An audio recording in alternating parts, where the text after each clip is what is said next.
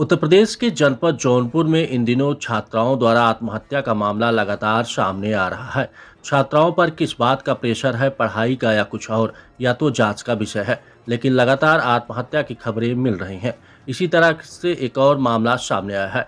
मिली जानकारी के मुताबिक पूर्वांचल विश्वविद्यालय के गर्ल्स हॉस्टल में पंखे से शिवांगी मिश्रा उम्र 23 वर्ष पुत्री सुभाष मिश्रा निवासी कोतवाली थाना जलालपुर का शव लटकता हुआ मिला। छात्रा एमएससी बायोटेक की पढ़ाई कर रही थी। मंगलवार रात 9:30 बजे पंखा से लटक कर आत्महत्या कर लिया। जब छात्रा की सहेलियों को शंका हुई तो दरवाजा तोड़ दिया। अंदर का नजारा देखकर सब दंग रह गए। छात्रा की लाश पंखे के सहारे लटक रही थी। उसे तुरंत जिला अस्पताल लाया गया, जहां उसे मृत घोषित कर दिया गया। सूचना पाकर परिजन आए और पूर्वांचल विश्वविद्यालय के कर्मचारी पर भड़क गए। पुलिस ने शव को कब्जे में ले लिया। परिजनों का रो रो करके बुरा हाल है। बताते चलें कि अभी कुछ दिन पहले शकुंतला फार्मेसी में डी फार्मा की छात्रा ने भी फांसी लगा करके आत्महत्या कर लिया था। लगातार इस तरह की वारदात पर सवाल उठ रहा है कि आखिर छात्राएं क्यों आत्महत्या कर रही हैं।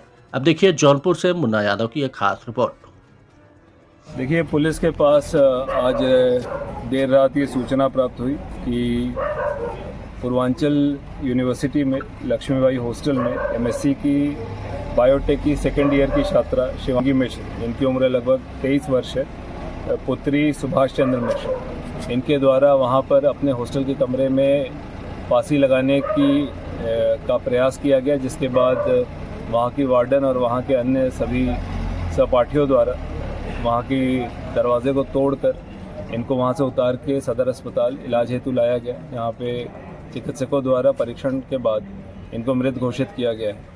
इस सूचना पर परिजनों से प्राप्त सूचना के आधार पर पुलिस द्वारा पंचायतनामा तथा कल डॉक्टर के पैनल से वीडियोग्राफी में पोस्टमार्टम की कार्रवाई की जाएगी।